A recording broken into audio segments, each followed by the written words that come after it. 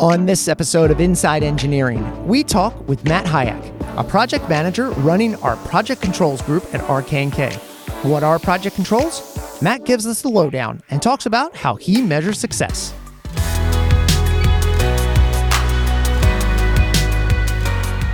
Inside Engineering, untold stories and fascinating people from the world of civil engineering.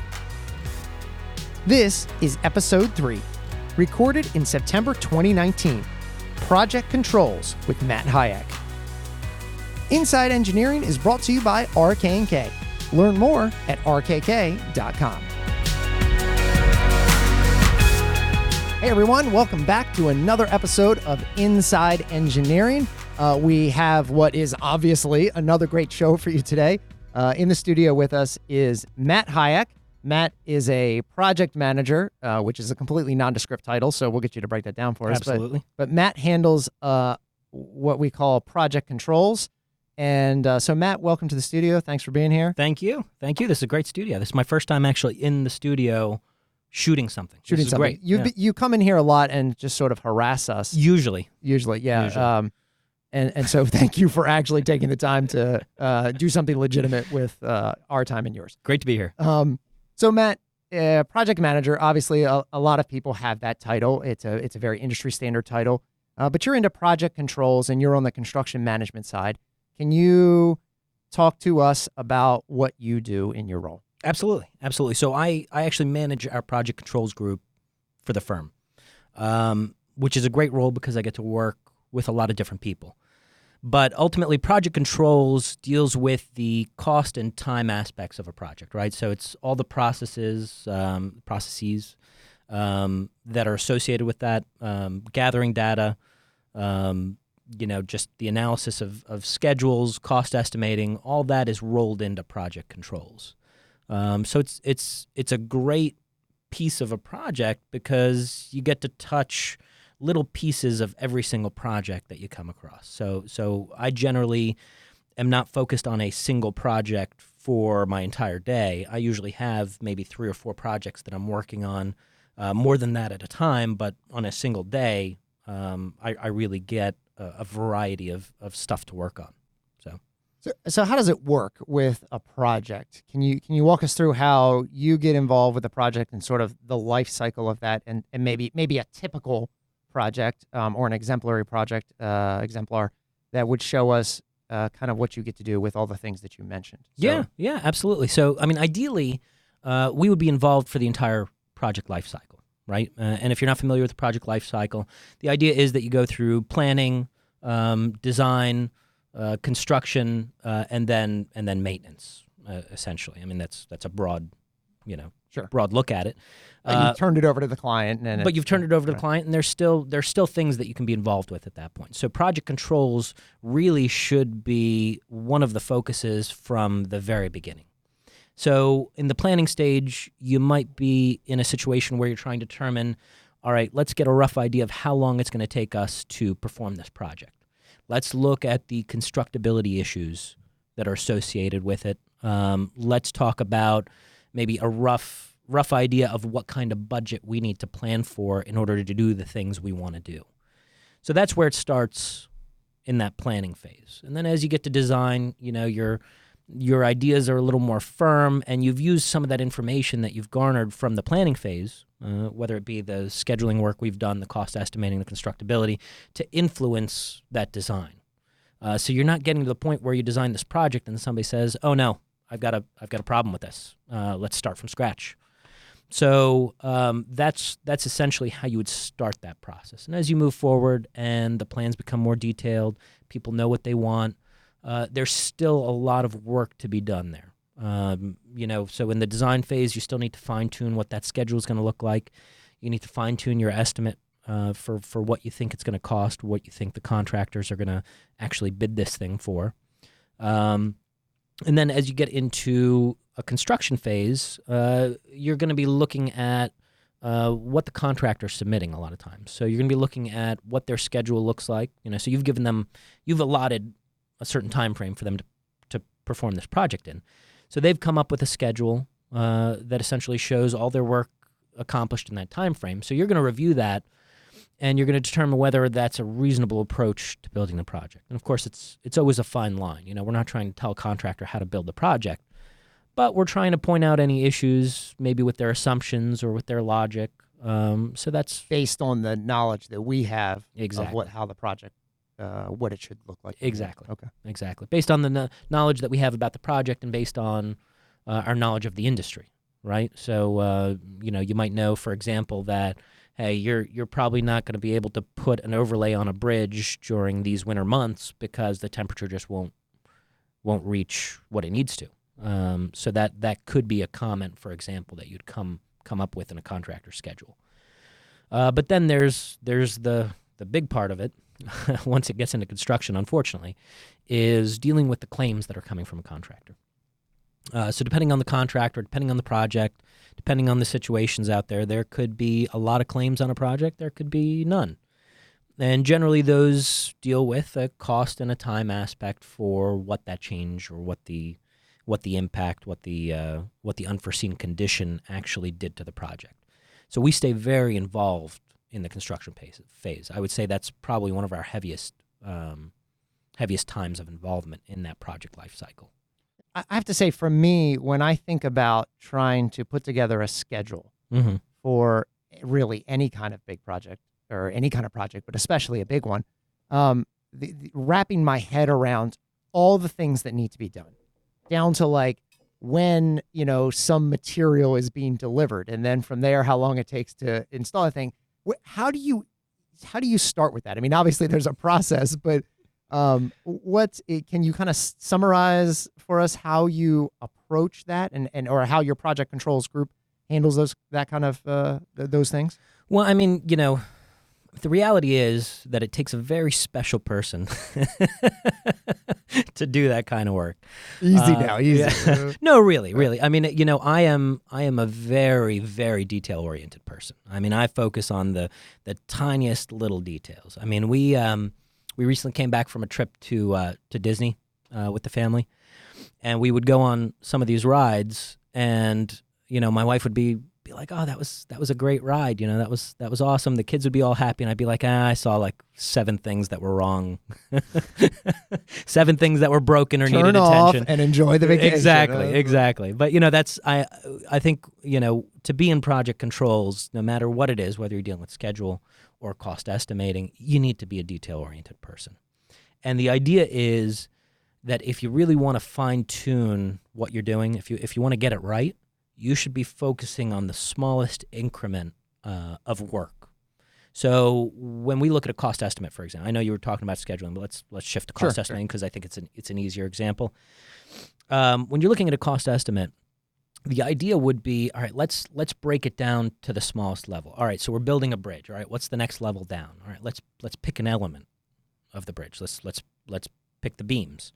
All right, now let's break it down further. Well, what do I have that's involved in putting those beams up? Well, I've got maybe a 6-man crew. I've got a crane. I've got night work that needs to occur, and I've got the actual delivery of this material to get it to the site. And so once you understand all those pieces, you can start putting prices associated with or costs associated with each one of those items, and you can come up with a pretty accurate estimate of what it would cost to do that. And scheduling is no different. Scheduling is essentially the process of breaking that schedule or that element of work into the smallest possible element that you can, and then logically tying it to each other. So it's really a question of starting at a higher level, breaking it down, and then getting to your lowest level. And then once you put that into software, essentially you get your schedule. So, and then as changes come along, I mean, I guess your goal is to avoid things that affect the critical path. I mean, what are you? Critical path? You sound like a scheduler here. I mean, I did a little bit of research beforehand. Nice. Well, no, I mean yes, that path is. You said if that gets longer, then you're delayed. Yes, that's the definition of the critical path. I mean, the critical, or let's say the critical path defined, or the longest path defined as the critical path, is essentially the longest string of activities that determines what the time frame of that project is. There's all this other stuff that's occurring on different logic pads, and they have certain float associated with them. Now, if they get delayed too far, they can become the critical path. But yes, the focus is on that critical path, and the goal is to limit what affects it. Now, when you deal with a change on a project or an unforeseen condition, the idea is you're trying to find ways to mitigate those impacts, because that's the best case scenario. Is, hey, yes, there's this unforeseen condition, but you know what? We can change this traffic control plan, and we can work around it so that we don't have to impact the project. Everybody walks away happy. Mr. Contractor, I'm going to pay you for the extra work, but I'm not going to pay you for the time, and I'm not going to extend the contract. So the work still gets done in time, contractor gets paid for the extra work, and everybody's happy. That's the goal. So you talked about some things that someone in project controls might need. They might need to be detail-oriented. What are some other things that someone, early on in their career or looking to get into project controls, what are some skills that they might need to have? The detail-oriented part's very important, all right? So being able to focus on some of the details associated with whatever you're working on, I mean, that's really a skill that helps you in a lot of different things, but it's almost a necessity for project controls. The next thing that I would probably say is a pretty major part of it is your ability to write, because ultimately you need to produce reports that communicate your findings and communicate what's going on to the stakeholders. At the end of the day, if you're not a good communicator, if you can't write well, if you can't speak well, it's very difficult to be successful in project controls. Interesting. We've seen that theme come up a couple times here with our guests. It's sort of these unexpected parts of, being in engineering, and I think it's really good that you point that out. That those not soft skills, but they're skills that I would call them soft skills. I mean, I think that's fair. I mean, they're skills that are broadly applicable. Right? That's true. They're not fine-tuned and focused on one individual facet of project management or construction or design or anything like that. But essentially, they're skills that will help you, A, in your life, but B, in whatever role you choose, for a career. Indeed. So obviously, being able to accurately estimate the cost of a project and the schedule, those things are really valuable to a client. What are some other value that project controls brings to a client? Well, I mean, so project controls actually entails a lot of different pieces here. I mean, schedule and cost are certainly the biggest focus, but there are a lot of other things that we do that impact those things, right? So risk management, for example, is a big part of project controls. And when you think about it, it's, what's associated with a risk, right? There's a cost impact and a time impact. So again, that's a big value add that we bring, is the ability to assess risk and point out different items that might cause issues later on in a project. So it's a little bit of foresight. Additionally, we do a lot of work with software. So it's the software that helps run a project. So document control systems, they essentially help manage the flow of documents, of communication through a project, through all the stakeholders, and that's pretty important. I mean, that's one of the things that helps keep let's call it the gears oiled, and keeps a project moving along. The best kind of document management system that you could possibly have on a project is one you don't even know is there. Just functions. It just functions. When it's our previous guest last week was Tom Earp. Oh, great! And so you're working with Tom on some different kinds of things to make some of those processes work even better for document and photos and stuff. Absolutely. One of the things we're working on for the firm right now is our own document management system that spans both design and construction.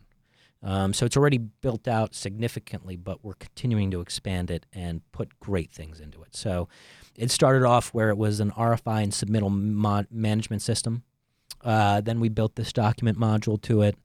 Then we built this design submittal comment tracking system. We're building this photo module, this photo management module to it. So the idea of monitoring your progress photos throughout a project. I mean, right now, I would say 90% of the projects out there probably just take photos and shove them into some folder, and then nobody really looks at them until they need something. So the idea is to make that a more meaningful process. And then we have a lot of other pieces of the system that are in the works. So it's a really exciting project that we're working on, and it's great to be able to work with Tom on it. Yeah, it seems like it'll really bring some improvements and efficiencies that Absolutely. are really valuable. And that's one of the great things about what we have here is that, we have these people that you can reach out to and get something like that done. I just can't imagine what it would be like to work here if I didn't have a Tom or a Jim Ridenauer or anybody else, in our huge lineup here, that I could reach out to and make some of these visions actually come to fruition. So it's pretty exciting. When you're looking at a project that you've worked on, how do you determine if it's been successful or not? Beyond just the project being finished and we worked on it and we feel good about it, but how do you actually determine the success of it from your perspective? Well, I mean, dealing with cost and schedule, right? There's usually a clear indicator there. But was that a softball question? No, it's really not, right? So, I could be involved in a project that has several errors in the plans, and if you have a situation like that, I mean, the expectation would be that there's going to be additional costs, there's going to be additional time. So successfully moving that project to the goal line, getting it there, is one thing. So it really depends on what all the different factors are in a project, whether you can really use the cost and time aspects as the indicator. But the idea is that we walk away from a project that's been successfully and safely completed, that we have done our best to minimize those time impacts, minimize those cost impacts, and ideally proactively identify them so that people aren't blindsided as we move forward, right? And I would say that's probably one of the biggest successes that you can have, is making sure that everybody knows what the risks are, what's coming up, so that nobody's just completely blindsided. Sure. As you've progressed through your career, I'm sure there's been a lot of lessons learned.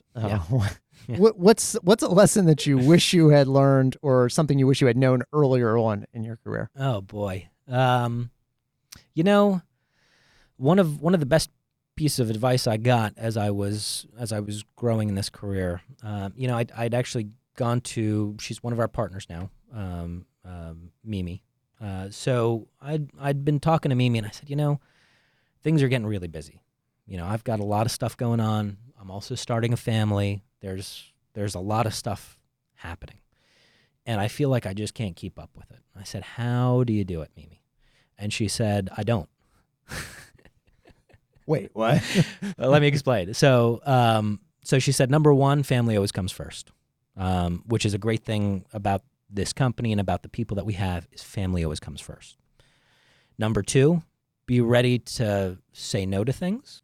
You just got to know what's the most important thing, and frankly, family trumps all. So, indeed, yeah. All right, so we could talk about a lot of stuff. I mean, you do so many things, but we've come to the point in the show where it's time for your pick of the week, and we're going to try something new with the pick of the week this week, because I know what it is. Yep, Matt told me in advance. I told him in advance, and we've got a little something new this week that we're going to try for the pick. Fingers crossed that it works. It should. It worked when we tested it. So, Matt, what is your pick? So it's a band, Young the Giant, great band. So one of the songs I'm into right now is Simplify. So let it roll here for a few seconds. Yeah. Try not to get a copyright claim on YouTube. We won't play it too long. That's our lights flashing. These lights, man. So this is Simplify. Yep. From Young the Giant. Matt, what do you dig about Young the Giant? I got into them really early on in their career. They were just a not well-known band by the time I started listening to them, and I got to watch them grow in their career. What's that? Did you go to the next song? Yeah, we're switching to the next track here. Oh, all right. You know, All right, I like but that. give the people a flavor of what's going on. You know. But it was great to see them evolve through their style. And I would say each one of their albums has a very different style to it. Interesting. Okay. So if you go back to their earlier work, it was great. I mean, it was one of the best albums I think I've ever heard. And the later albums, took some time to listen to and get used to, but they were all just as amazing. I mean, they just had these great songs, these great pieces to them. I mean, I think they're just a good band to listen to. Awesome. Yeah. This is the track "Call Me Back." Yeah. And these are from the album Mirror Master. So Matt's pick this week, Young Giant. Thanks. All right. Well, Matt, thanks for coming into the studio and joining us. We appreciate you taking the time to talk about what you do and sharing some expertise with us. You can check us out every Tuesday on another episode of Inside Engineering. We are on your favorite podcasting platform. We're trying to be in as many places as possible. You can also find us at our website, rkk.com/podcast, where you can stream every episode on demand. We also have a short anonymous survey there that we're just asking for some feedback, general feedback on the episode. We're trying to make this as good as it can be. And so please take a minute to leave some feedback. Let us know what you think. And we'll see you next week on another episode of Inside Engineering. Be nice on that feedback, please. Well, be honest, though. Nice and honest. All right, fair enough.